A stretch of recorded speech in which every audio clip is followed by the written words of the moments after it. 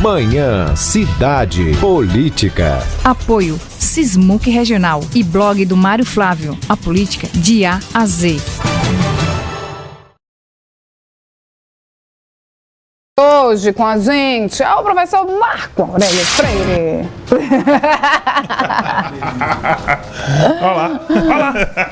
Bom dia, professor. Mário Flávio está com a agenda externa, como os políticos falam, né? É verdade, Com a agenda na porta do sertão, lá em Arco Verde.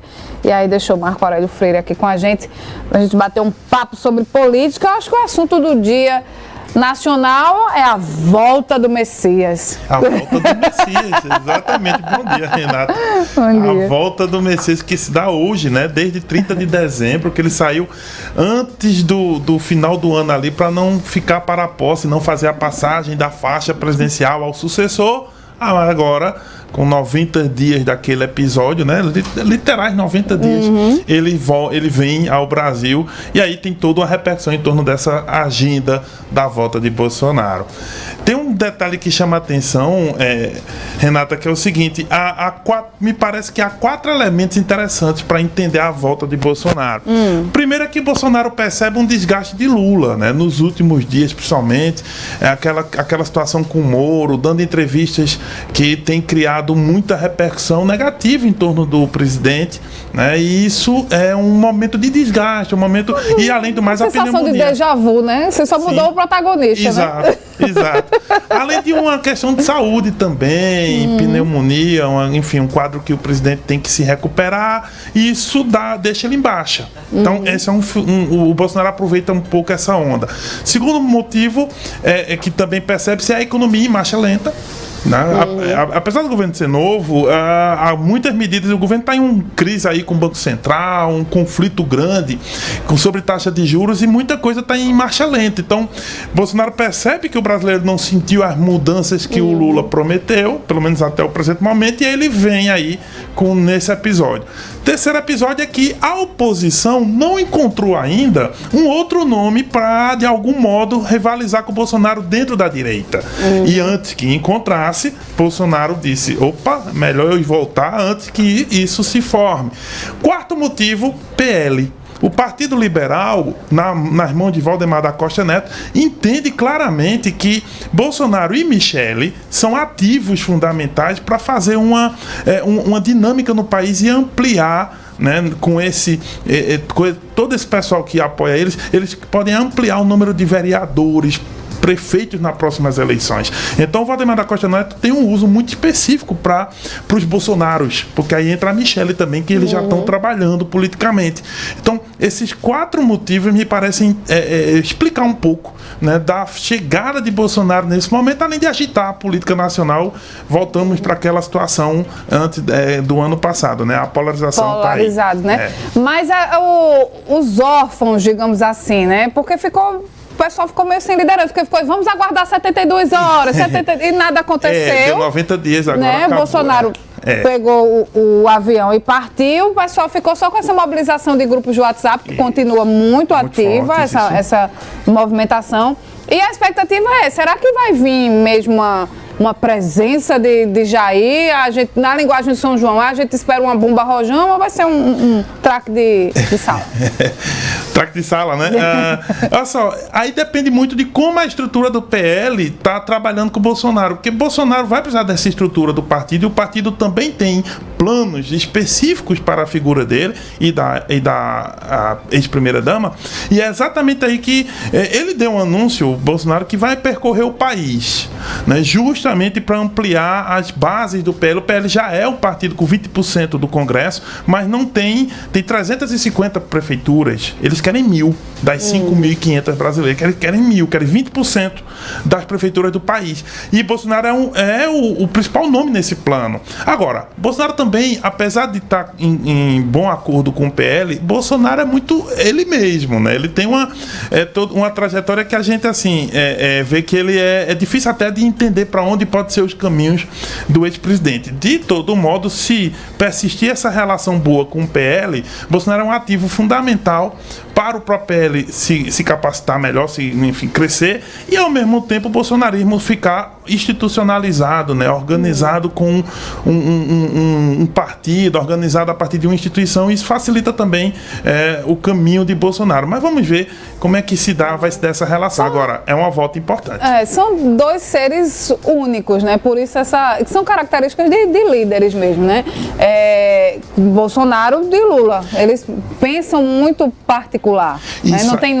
Não tem nada parecido com eles. Cada um na sua esfera, né? São os famosos assim, animais políticos, né? Eles são o que o Max Weber, autor de sociologia, dizia, carismáticos. Eles têm um carisma que é muito difícil de reproduzir, por mais que você entre na política, faça o caminho de vereador, de deputado, até seja presidente, mas o carisma que eles têm é algo que transcende a perspectiva da política partidária em si e passa a ser realmente uma relação de seguidores. Ele é uma liderança, né? E essa liderança, cada um tem seu jeito.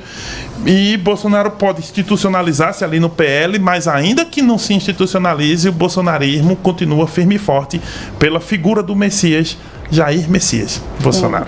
Vamos vir para Caruaru, professor, né? A gente fala do prefeito Rodrigo Pinheiro, está pertinho aí de fazer um ano, né, de governo. É verdade. E amanhã tem uma agenda importante aqui em Caruaru, lá no Renato Machado. A Autarquia de Urbanização e Meio Ambiente realiza a entrega de escrituras das casas dos moradores do bairro Fernando Lira. O evento é amanhã, às 10 da manhã, lá no buffet Renato Machado, né, na PE 95. E a gente já recebeu a informação que Raquel vai estar presente, né, a governadora. E é um momento muito aguardado essa questão das escrituras das casas, né, dos moradores do Fernando Lira, porque isso se arrasta há muito tempo e é um momento importante, né, para o Rodrigo Pinheiro, né? Sem dúvida. Primeiro pelo simbólico, um ano, né? Ali por volta de 1 de abril, quando houve a renúncia de Raquel, ele assumiu 1 ano de mandato. Segunda coisa que tem é que ele enfrenta, e ele está tentando dar uma cara própria à gestão, claro, desde o começo a gente vai notando que o estilo Rodrigo tem diferenças com o estilo Raquel. Ao mesmo tempo, ele também enfrenta os problemas que a cidade naturalmente tem. E aí vamos lá, das enchentes, passando pela Feira da Sulanca, PCC de professores, serviço público, a infraestrutura que a cidade apresenta, não só pelas chuvas, mas pela moradia, saneamento básico.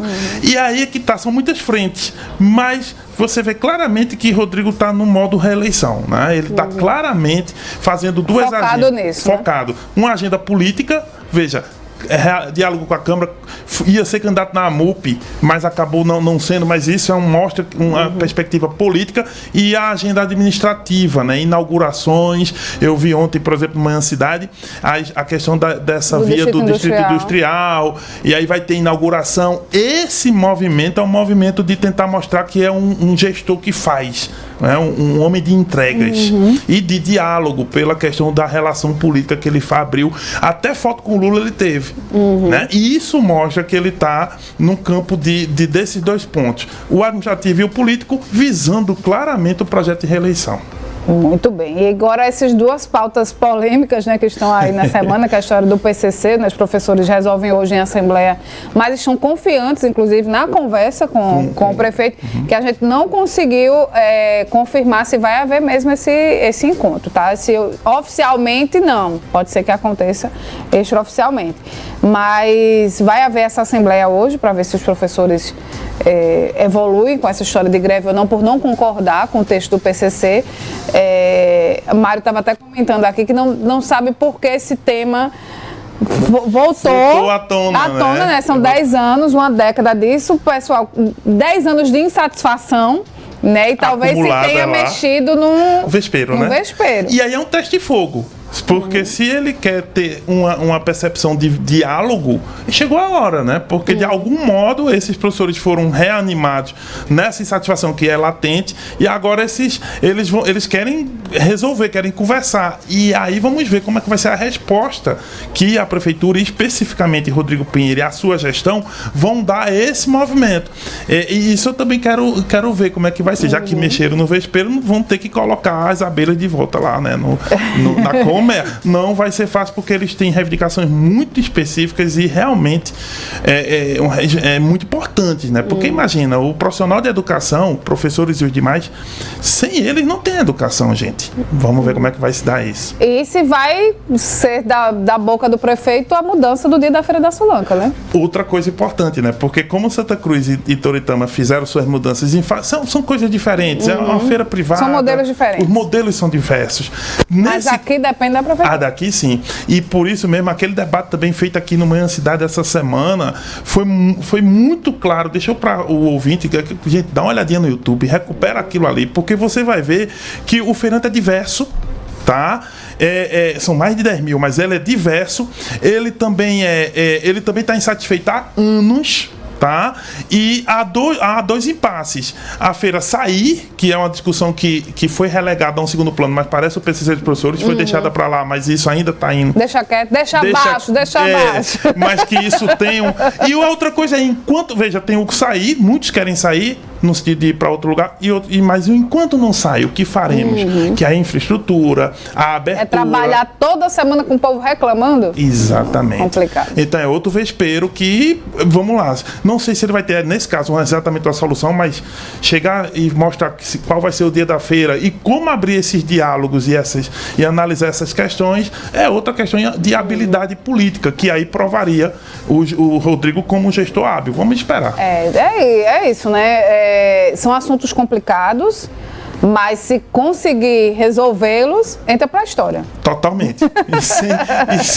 E entra pela porta da frente. E ganha né? o green card para uma possível reeleição. Sem dúvida. E seria Aí o outros movimentos são os movimentos políticos, que são naturais. Até por essas soluções de problemas dessa natureza, ou lidar melhor com isso, pode ajudar muito na questão política também. Mas vamos aguardar, porque a coisa ainda vai ter muito desdobramento. Professor, 11 horas, tem estado entrevista, né? Sim. Vamos receber André Carvalho, vereador de Vitória de Santo Antão, né, um jovem trazendo aí, tem toda uma dinâmica lá, uma relação com o prefeito também que se estabelece, tem algumas críticas, é muito interessante, a gente vai entender um pouquinho como é que está a política aqui na vizinhança de Caruaru, Vitória de Santo Antão. Muito bem.